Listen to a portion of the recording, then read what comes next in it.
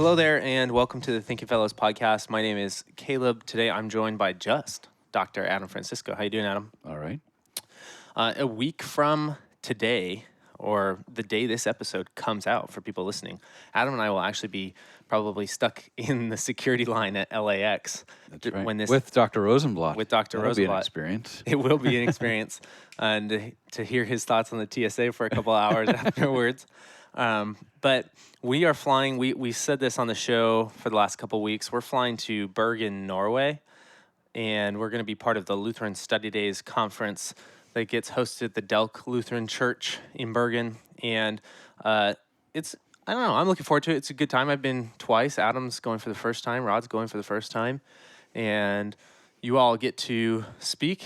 Each get one lecture during the conference, and then we're going to record a live episode of the Thinking Fellows there, which is cool. Yeah. And then another one, right, at a local watering hole? Yeah. We usually go down to the bar that's close. It's less than a block away from the church, and we record an episode there too. And some of the people come afterwards and listen to us record an episode in the bar, which is That'd be fun. And I'm looking forward to it. It's always a good time, and the live episode is new for us this year there. So this is the first time we've gotten to be integrated with their conference. We've come and supplied some books there in the past, but this will be a good time. It's fun doing international stuff. This will be our first live recording of the year, and we ultimately do two because we're at Here We Still Stand. We do the live show also. It's really cool to do those, and I think it's even more exciting that it's sort of an international audience that we get to do it this time too. So, and they're really appreciative over there because when you talk to people, they feel like sort of American Lutherans are a support to them. So they sometimes feel alone when they're confessional Lutherans in those European countries nowadays. So today, though, I'm just going to do an episode that's a Q&A for Dr. Francisco. And the reason I thought about this was, number one, we were one episode short, and Adam and I are the people around right now, so we need to do an episode. But number two is just because we do get questions every once in a while that are more tailored to sort of your expertise or the expertise that we say you have on the show. And I thought, hey, this would be a good opportunity to do that.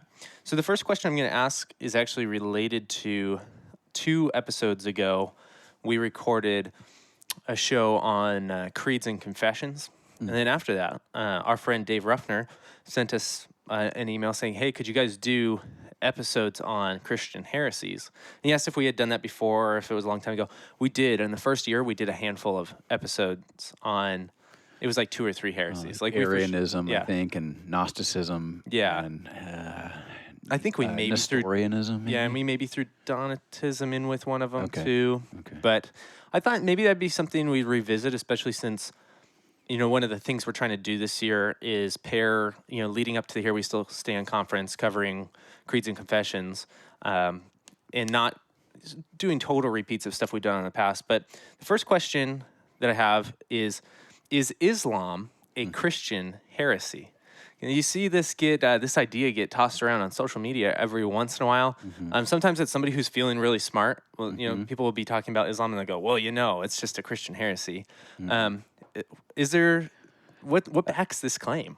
Well, historically, it was made back in the 8th century. I want to say around 720s, 730s AD by a fairly famous theologian named John of Damascus, who was, sometimes he's referred to as the last of the fathers, or other times he's referred to as the first of the scholastic theologians. He lived in, obviously, with a name like John of Damascus, he lived there in Syria, and he wrote a fairly large work. It included 3 volumes, and one of the volumes was entitled On Heresies. And it had 99 heresies that it cataloged from the rise of the Christian church in the early 1st century up until his own day. And then he tacks on a last heresy, 100th heresy, at the end, the heresy of the Ishmaelites, which for him is Islam.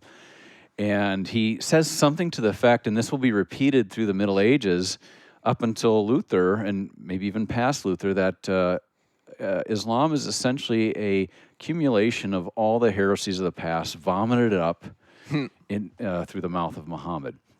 So there's historical precedent to see Islam as a Christian heresy, and it kind of makes sense that a guy like John of Damascus or somebody living in Christendom would see Islam as a heresy because it has a lot to say about Jesus. There are parts of the Quran that seem to be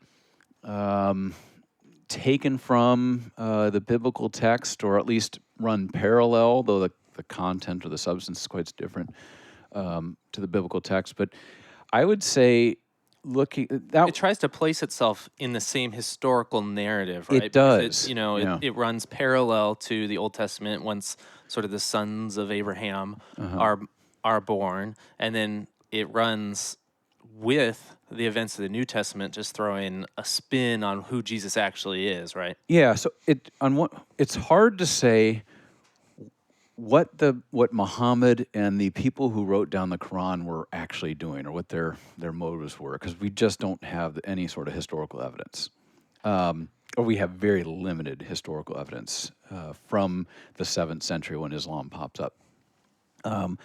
But looking at everything we've got from now, from the perspective of the 21st century, Islam looks to me like more like a new religion that popped up that uses Christian and Jewish and even some Zoroastrian themes to, it seems to me, to draw Zoroastrians, Jews, and Christians into Islam in those early days. Okay. So one of what's sometimes called a revisionist theory about the origins of Islam is that for whatever reason, maybe under the leadership of a guy named Muhammad in the 7th century, and otherwise very nomadic people, the Arabs of the Arabian Peninsula, were united for the first time in a long time, and the borders to their north were very weak because of a war between the Byzantine Empire and the Persian Empire for over or about 2 decades, and the Arabs took that opportunity to invade.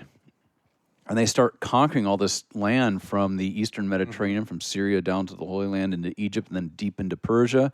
And as they start conquering this land, this revisionist theory says that they didn't want to embrace the religion of the people that they conquered, but Yeah. rather they come up with a religion that would appeal to the people they conquered, but that was their own particular religion. So the story of the life of Muhammad is as it's understood by Muslims, is created, the Quran is written down, and so on and so forth. That's a revisionist theory. It's popular among especially what we might call critical historians, secular critical historians. It's not the only theory, and it certainly is very offensive to like a more orthodox Muslim Yeah. opinion. But I'm of the persuasion that Islam, I don't know, you can call it a heresy if you want, because it deviates away from orthodoxy, but is it a Christian heresy? That is, does it come out of Christianity Yeah. and pretend to be Christianity? I don't think so. I think, I do know a man who comes from the Islamic world, who's a Christian theologian now. He argues that actually Islam's a Jewish heresy. It's basically Judaism for the Arabs, and hence why they trace the line from Abraham to Muhammad through Ishmael rather than Isaac. Okay. So it's a hard question to answer. Let me just keep going since we have time. Yeah, I mean, we do have time. John of today. Damascus in the 8th century puts forward the opinion that it's a heresy, a Christian heresy. When you jump into the 12th century, around the 1140s, there was a fairly famous theologian, a man named Peter the Venerable, or Peter the abbot of the monastery in Cluny, who's the first Western, Latin writing speaking Christian to think that it was wise for Christians to begin translating Muslim texts into their vernacular Latin so that Christian missionaries could reach Muslims in the time of the Crusades. And he wrote a work called, or that asked the question, is Islam a heresy or a sect, is the word he uses. And by that he means another religion. Mm-hmm. And he says, you can choose either one. It has elements of both. It seems like it'd be fair to call it heretical because it makes claims about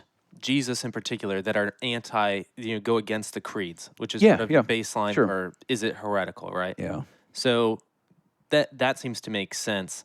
It maybe, I mean, there's a lot of we've done this on the show, and there's debate about how much influence is being taken from each one of these religions, right? That the Arabs encounter, Yeah, yeah. and so it doesn't, at least on the surface, at least what I've seen and studied, which was with you at school, it appeared like it was always doing its own thing. It was never trying to say, "Hey, this is actually Christianity." Yeah, I think that's right. You know, since you mentioned it, you can go into the Quran. For example, in chapter 4 or 5 of the Quran, chapter 4, it makes the claim that Jesus was not crucified nor was he killed. And it kind of, as you read that, there's two verses there in chapter 4 that say that, and you read it, it looks like it's suggesting that something else. It looked like he was crucified. That is Some sort of vision or massive thing, yeah, yeah. or maybe a human body maybe was put on a cross, but the real Jesus, that is the Spirit, survived that. It's hard to say, but that a claim like that was made in the very early 2nd century by a early heretic. We don't have anything that he wrote, but Eusebius in the early 4th century describes him. His name was Basilides, who was a Gnostic. Yeah. The physical is not real. So even if you put this guy who called himself Jesus from Nazareth on the cross, that's not the real Jesus, because physical, material stuff doesn't matter. What matters is the spiritual, and of course Jesus. It also seems like a very sort of abrupt, or even like it's a way to deal with the fact that the resurrection is hard to refute, right? It sort of seems like, well, he was around afterwards. He made appearances. He walked through walls. Yeah. He fed people. He talked with people. Well, that's because it's easier to say it's because he never died than it is to deal with the resurrection. Yeah, I mean, that thought has occurred to me a lot of times. Like, so for a lot of skeptics of Christianity or people who would attack Christianity, they go after the resurrection, rightly so. If you want to discredit Christianity, there's the way to falsify it. Show he didn't rise from the dead. I don't know that whoever wrote that passage in the Quran was thinking, oh, here's a better way. Let's just say he wasn't even crucified or died. But it's an issue you'd have to deal with if you were aware of Christianity on any level, right? Absolutely. And if you're dealing with Islam and Muslims in an apologetic way, our typical approach is sort of lost to them, because if you're making a case for the deity of Jesus from his resurrection, or you're just in the evangelistic mode and you're saying, hey, Jesus died for your sins, he rose for your justification, they might look at you. I've had this happen and say, he didn't die. Yeah, he didn't die.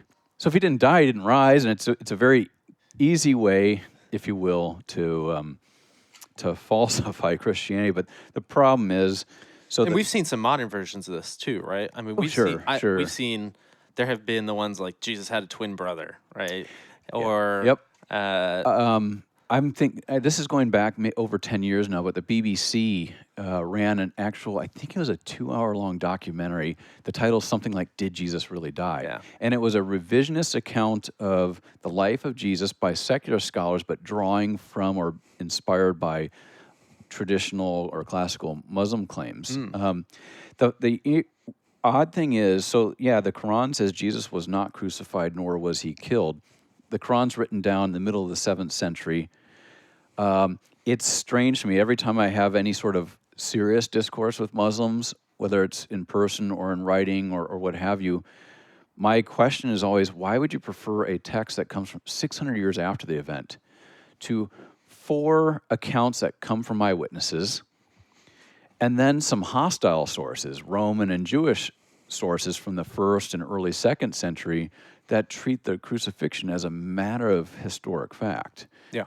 And the response I got once at a mosque in a not a formal debate, but a dialogue, a so-called religious dialogue, was, well, reason why we prefer it is because we're Muslims first and scholars or historians second. So faith trumps facts in that case. And to me, that's a win for me. Not that I'm looking to win, but it exposes that at least that view of Islam is ideological and not a confession of what happened. It also, it deals with that if they're saying things like the resurrection is a stumbling block and whether they don't believe it, it also reveals that that's not the whole honest truth about the issue, right? The first problem that you have is I'm not looking at evidence because I'm Yeah. still a Muslim, right? Yeah. Yeah. And that's sort of at least it's honest.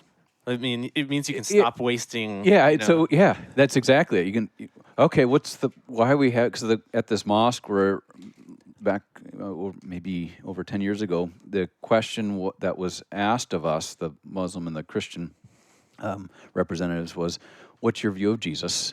And it got down to the question, what happened to Jesus? And to me, I took those just at face value as historical questions. It didn't matter that I was a Christian, because any bloke, Yeah. even a guy like John Dominic Crossan, one of the from the Jesus Seminar, super skeptic and a real bona fide heretic. I'll say Yeah. it on the air. He will say in his biography that if there's one thing we can know absolutely for certain about Jesus, and he questions everything, Yeah. it's that he was crucified on a Roman cross. Yeah. You don't need faith to know that that event happened. Yeah, and this actually butts up against one of the other questions I was going to ask you about apologetics today. But I think foundationally, it's an important thing for people to know, for Christians in particular to know, because that question, what happened to Jesus, or is going to come up, and the answer that Christian orthodoxy has is extraordinarily different from basically every other worldview.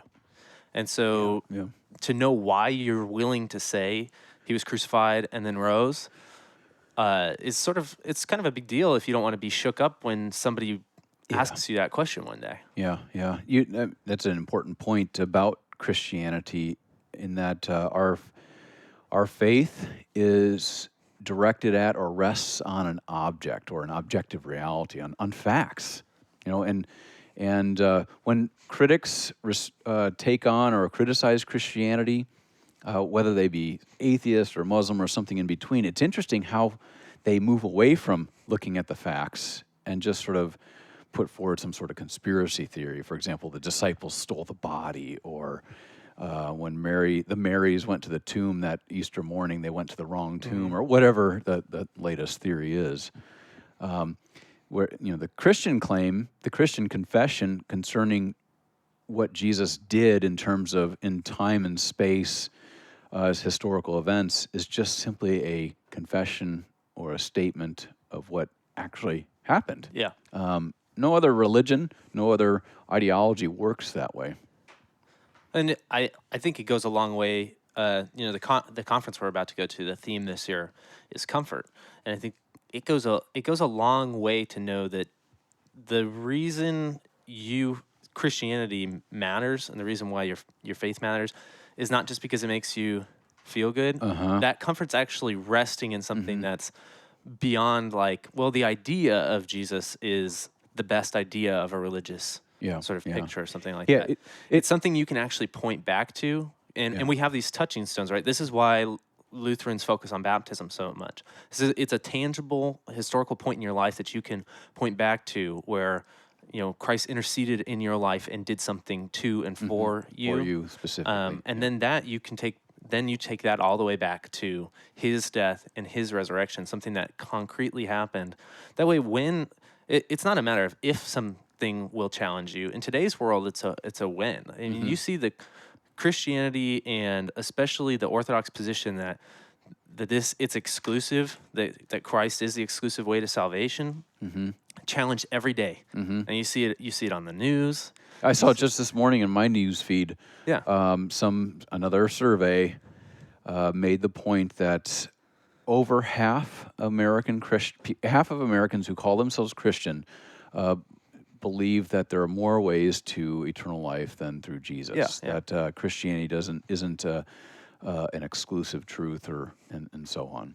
And I think those surveys are honestly very challenging to even Orthodox Christians who read them, because it makes you feel like you're on the wrong side of some sort of thought. Yeah. Well, of You public can, opinion, yeah, right? yeah, It can yeah. make, yes, it can. I place very little stock in those sorts of things. I mean, Yeah, me too. yeah. Me too. I just think knowing people that can be very shaking, especially if somebody who's important to them is on that other side. Say Yeah.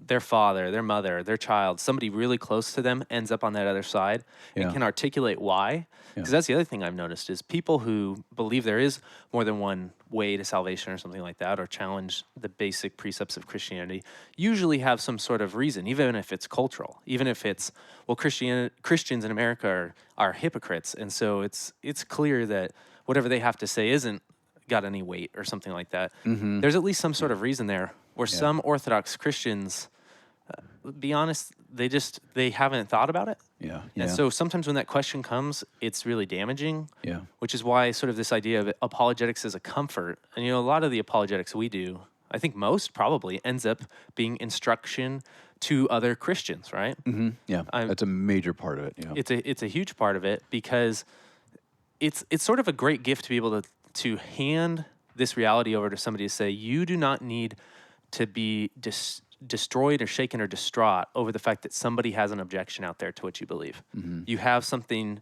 to stand on that isn't just, I woke up feeling like a Christian this morning. Yeah. Yeah. So, cool. Well, that actually, I was going to ask the question, what does apologetics have to offer to the Christian that isn't evangelistic? But we sort of rolled into it. Yeah, and I mean, I've been thinking about this as of late, reading. I go through these weird streaks where somebody will mention an author from the past, and I'll be like, "Oh yeah, I read them. I should go back and read." So I've been reading this guy from the mid 20th century. I think he died in 1970s or 80s, named Karl Popper, a philosopher. And as far as I know, no Christian. He was born in Austria to Jewish converts to Lutheranism, but I think it was more the state kind of, this is just who we are. Social Lutheranism. Yeah, but I don't know. I don't know anything about his religious life, but he was a pretty serious and influential philosopher. And one of his claims, or one of his claims to fame, was he made the point that you really can't prove the truth of something. And he was no postmodernist. The way to get at truth or closer to truth is to try to falsify what you think is true. Like to try to prove wrong what you think is true. And then you get a little closer and closer incrementally as we go on in terms of our basic knowledge about the world and so on. And I was thinking about that with regard to apologetics and why, I mean, for years, you've probably experienced this. I know your dad and Dr. Rosenblatt probably have. When you're with people making, you get into a religious conversation, wherever it might be, and you get an opportunity to make a defense of the gospel, you oftentimes run up against a brick wall. Even if you've made a great case for the Christian faith, a great historical apologetics, people just... A lot of people don't think that way. Yeah, they don't think that way. They don't care. They say, "Oh, that's interesting," or "That's nice for you," or so on and so forth. So I started thinking, well, still we must defend the faith when we're asked for the reason for the hope within us. Mm-hmm. I mean, that's not just a recommendation from 1 Peter 3. That's a exhortation. But where apologetics is especially useful is amidst Christians, especially those Christians who are going to go out and be challenged, so that they can know, especially in our world where Christianity has been reduced to kind of a feel-good kind of existentialist experience. There's been a lot of news lately. I don't know if you've seen it, of these, I don't even know who these cats are, but these famous Christian personalities who are... who are leaving the faith. Yeah. One was from Hillsong, and then the other was that guy who wrote "I Kiss Dating Goodbye" or whatever, which was, it was one of those like courtship. Books. I mean, that's just not. I mean, I wake up and do my best to avoid the human animal as much as possible. So I have no idea who these people are, but there was a response from this guy in a band named Skillet. It's, I guess, a Christian. Yeah, they are sort of metal band. Well, they're metal, but the sort of quote unquote. But they're also Christians. The music isn't always explicitly Christian. Okay. Well, I mean, I've heard good stuff, right? Yep, it's fine. But he made the point. I didn't read any article seriously, but he made the point that we have a problem in Christianity, in that Christianity is the catechesis that's going on, he didn't use that word, but is not through Bible study or going through a catechism or anything like that, but it's where people get their knowledge of Christianity is from these praise songs. And I'm not going to go after contemporary music or anything like that, but I know some praise songs, and they are shallower than the shallowest pool you could buy at Walmart. That's a stupid example, but what apologetics will do, and anybody who's studied apologetics probably has had some sort of experience like this, is all of a sudden the light goes on. You're like, oh, I don't just add some depth. I don't just believe in some story out there that's one story among all sorts of other stories. I believe in something that actually did happen in real time, in real space, and it was God doing the acting for me. So apologetics, certainly, I don't know what percentage you want to give it, but has a large role in maybe I'll go so far as to say in Christian catechesis, especially today. Yeah, we're challenged at every corner. That's a really good way to sort of approach it. And then one of the ways I would say is, for the first time in my life, I had, these are sort of stereotypical and corny, but I had a evangelistic experience on an airplane. Hey, it doesn't usually happen to me because I don't usually talk to the people sitting next to me. I'm not Jim Nessigan who ends up absolving every person he sits next to on a plane, okay? I usually sit there, put my headphones in, and stare at my phone. Well, my headphones died because, I use stupid wireless headphones now. And so I'm sitting on the plane, and the guy next to me is translating some sort of theological document. I just noticed this. And we start talking, and I tell him about my experience doing some translation work, and it gets into a conversation about Christianity, because he's just got really no clue. He's a Japanese Zen Buddhist. And I would not say that the conversation was apologetic, because he didn't actually have many real objections. He just liked talking to me. We were having a good conversation. What having this apologetic knowledge, or this catechetical knowledge, to put it that way, did is it made it comfortable for me to be able to talk about these things in a way that wasn't just sounding like I was making everything up. And so that might be part of it too. Is it absolutely? It can make you just comfortable to have those conversations. That way, if you're asked or something like that, if something happens, if your kid comes back from college questioning everything, you can have this quote unquote religious conversation without feeling totally awkward about it. Yeah, and it can be sound very, I don't know, realist or commonsensical or however you put it. I just a couple of weeks ago, I had I don't want to give away too many details, but I was building a boxing ring for somebody, and it's in our gym, and so we were going back and forth, as you do when you do these projects, between the gym and Home Depot, because you always forget something, right? Yep. And we were talking in the truck, just shooting the breeze, and the guy I was with is a Muslim man, a good friend of mine, love him dearly. He was talking about his relatives who live in North Carolina. He went out to visit them. He said, "Wow, it's a weird place. There's churches everywhere." He goes, "Tell me, why is it that churches have to put some of the most gory images in their stained glass?" I said, "What do you mean?" He goes, "Every one of them has Jesus hanging on a cross, nailed to a cross." I'm like, "Oh, interesting. You should ask." And then I proceeded to explain, well, not the the spiritual significance of that, but the historical reality of that, and how Christians believe that particular event, and the event that happened 3 days later, is the center and the rock bed foundation for the Christian faith. And he's like, "Oh, never heard it explained that way before." Yep. Because typically the explanation, and this is not well, I guess it is a criticism, but so much of contemporary American Christianity is this odd, experiential, existential, and fine. You like that? That's fine. But if it's missing that factual foundation, I don't know that it has a whole lot of. It certainly doesn't have a whole lot of punch apologetically. It's sort of, it's not classic historical Christianity. Well, and it naturally sort of then does turn more into emotions, ethical behavior. It's when things are detached from the crucifixion and the resurrection of Christ, when they're not Christocentric anymore, we see Christianity become a culture and a new ethic. That's not to say that Christianity, Orthodox Christianity, doesn't speak into ethics and Right. living, because it does, but it's not primarily an ethic or Yeah.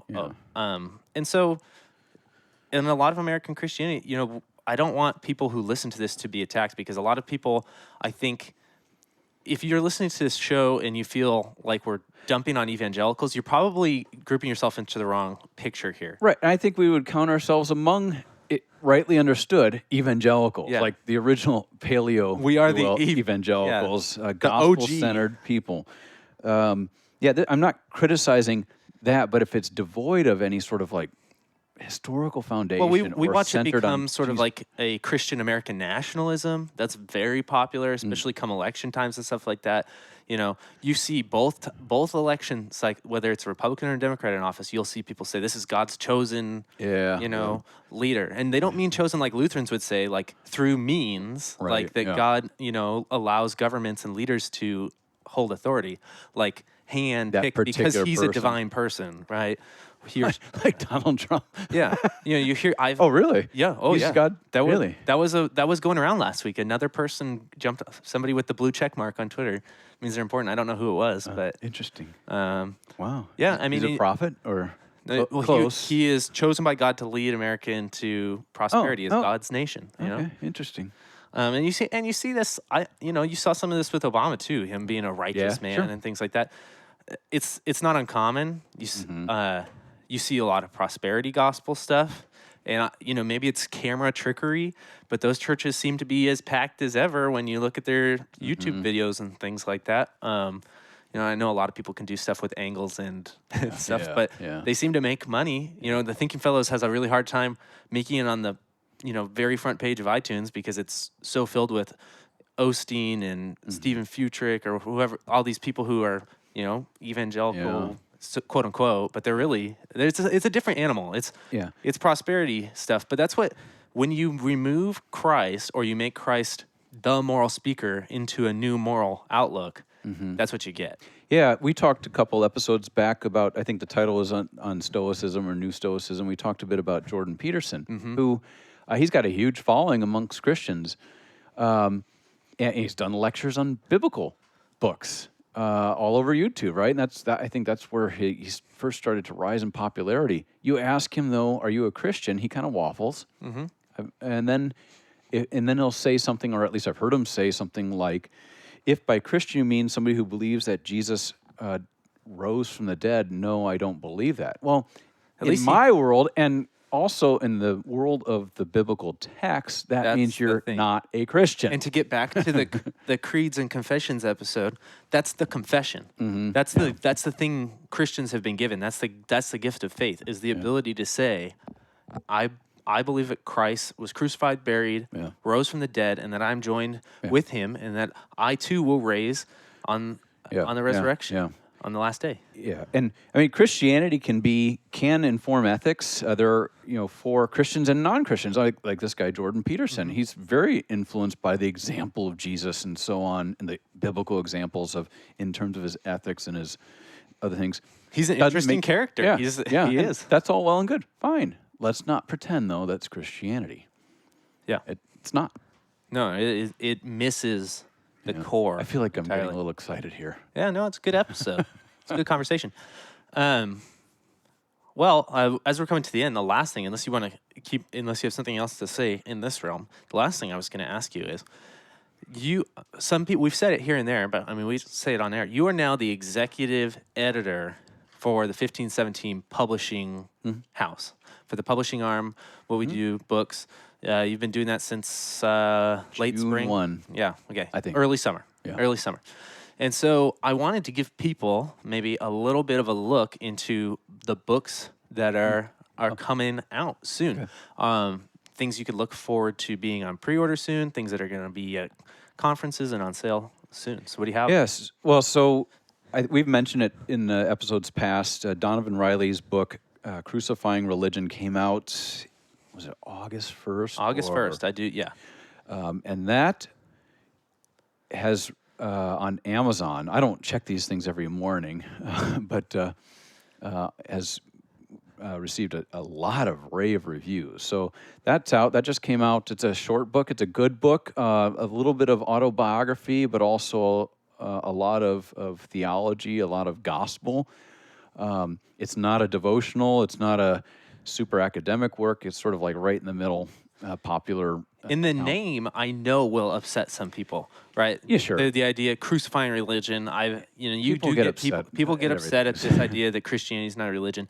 The point that Donovan's making has to do with how different Christianity is from the religions of the world. Yeah, Not that and it's not religious, i.e., it talks about God, right? Like a religion does. I mean, I think this is representing it accurately. When he uses the word religion, he's referring to these things human beings have invented to attempt to appease God. And his claim, and if you're a Christian, you shouldn't be upset at this, is that Christianity is not some human invention to appease God. Yeah, it's not about pleasing, Yeah, appeasing it's the wrath it's of God. it's if you want to call it a religion, fine. I mean, I call it a religion, but it's a religion that God. I don't want to use the word invented, but it's God's religion. It's God's way of dealing. It's the confession that we Christians make about what God has done to atone for our sins. So, yeah, you can get upset about the title, fine, but maybe read the book before you criticize it. And So. I think it's interesting. I think it's something we'll probably talk about more on the show, because one of the things when you position Christianity like this is it's actually, even if you're talking about the religions of the world as stories and things like that, it's actually a much more interesting story from start to finish. Yeah. To have it be about what God is doing within the world and for as a solution to this problem of evil, this recognized problem of evil, versus what humans do in order to try to get God to do something personally for them in their lives. Yeah, yeah. The second book, or the next book that's coming out on, I think it's September 1st, or in the early days of September, is Wade Johnston's "Let the Bird Fly." And Wade's written, I think, 2 books for 1517 Publishing. He has, yeah. And if you've read them, you'll love this. It's Wade is an outstanding writer. He simplifies some very difficult subjects, or makes difficult subjects very understandable. This book is primarily about ethics and vocation, with an emphasis on the latter, on vocation, on the theology that informs our place in what the subtitle of the book, or how the subtitle of the book puts it, is our place in a world given back to us. Yeah. So it's that. I don't want to give away too much because it's not about out yet, but living freely as a Christian. Yeah, It's about living- Christian freedom. freedom under the gospel, freedom to pursue our various callings in life, and he has chapters on every Yeah. thing you can imagine. And it's intended to be. He's going to use it in his. He teaches at, is it Wisconsin Lutheran Seminary? Or I it's think one of the that's- Wells seminaries. I don't remember the names of them. I'm bad at that. It's kind of a textbook, but it's don't let that scare you. It's written very clearly, very plain. That's not to say He does have he does have a simplistic talent writing. for that. Yeah. What's the name of the one he has on Mark? An Uncompromising Gospel? Yes. Yeah. That book was Yeah. Well, there's that one on Lutheranism's first battles. Yes. I think that's the Uncompromising man, Gospel. I'm messing this up bad. The path strewn with sinners. A Path is Strewn the with one. Sinners. Yeah. Fantastic lay level commentary on the book of Mark. Yeah. When I read it, I found it to be very easy to get through. The chapters are, they're short, they're a couple pages, but what he manages to pack in there is extraordinarily valuable if you're approaching that. So if he's done that same thing here with vocation, it's going to be a book to pick up if you're interested in this sort of thing. Yeah. After that, so that'll be out in maybe a week or so from now.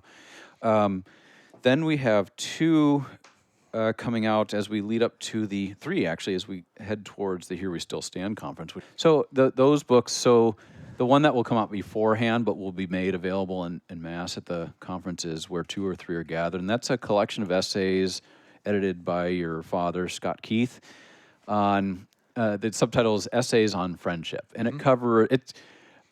it's a fantastic book from the introduction that just sort of lays out why the book to the first chapter after the introduction is a theological take on friendship by Paul Koch, a pastor up cool. in Ventura. Yeah, Paul's been on the show before, if people Okay. might remember. Yeah, I don't think I've been at the table when he No, was, I think 'cause you're Paul has probably- stepped in when you guys when you haven't been able to make it Okay, sometimes. when I was gallivanting Yeah. around the world or something. There's I don't know, maybe a little less than a dozen chapters, a lot of familiar authors from 1517, some outside authors. Great book. I have one of my favorite things I've ever written. Yeah, you do friendship in the New Testament. Then also you and your dad had co-author a chapter on the friendship between Luther and Melanchthon. Yeah, and the that chapter is like I could be wrong, but I felt like one of the best chapters I've ever contributed to / written. Yeah, the one on Luther and Melanchthon. Yeah, that's good. Yeah, it's interesting though that I think the subtitle is something like a Reformation friendship or something like. Yeah, it's something really like that. Good. Good historical piece and a good just a very niche article that gives you a very different, not a different side, but another aspect to looking at the Reformation there and out of Wittenberg. Yeah, I thought it was a fun one. I felt a lot when my dad asked me to start writing that. I felt a lot of weight because it was originally something Jim Nessigan was going to do, and he didn't have time to do before Here We Still Stand. Okay. And so my dad asked me if I wanted to take a swing at it, and so I felt like, whoa, I gotta really nail that down. Yeah. After that, you have your book that will be. I mean, can I announce it? I mean, yeah. Oh, yeah. Okay. I didn't know what the. So the book is the Credo. It's on the Creed or the Apostles' Creed, looking at not all the articles of the Apostles' Creed, but the central articles of the Apostles' Creed. I guess you could say the whole thing is central, but yeah, it's not a normal. I mean, I can talk a little bit about it. You don't break it down into 12 articles. I don't do the classic articles. 12 or 3 breakdown. I did that with the Heidelberg Disputation last year too, and I did that. Because like Ferdy has this classic 4-part breakdown of that, and then there's also a way to break it down into 2 ways, and I broke it into pairs, and I did a similar thing this time because while the 12 is helpful and historical and been doing, I also think some of those things can be put together in the same chapter because they sort of run into their importance runs into each other. So I paired a couple things up. It's a great slim book, but comprehensive. You know, it with where 2 or 3 are gathered with multiple authors. So a lot of familiar authors to 1517, from Chad Bird to you, to your father. Kelsey, you wrote Resurrection from the Dead. Resurrection, and so that'll come out at Here We Still Stand. And one more that I just remembered is Volume 2 of A Year of Grace. So Bror Erickson has been this prolific translator of Bo Yeats. Yeah, he really has. And A Year of Grace came out about 2 months ago. It's just translations of Bo Yeats' sermons through half of the church year. Volume 2 is going to pick up and finish off the church year. That will be available at Here We Still Stand. And we've got a whole bunch more coming out. I don't want to say too much. We don't need to get too far into the future. Yeah. I mean, that covers the next couple months. Basically, probably till December, right? Yeah. Well, one more. I'll ask, since you say December. We do have a tour de force and apologetics coming out by a man named David Anderson, who did his DPhil at Oxford years ago under Alistair McGrath, and I believe had Paul Helm and John Warwick Montgomery in his dissertation committee. Oh.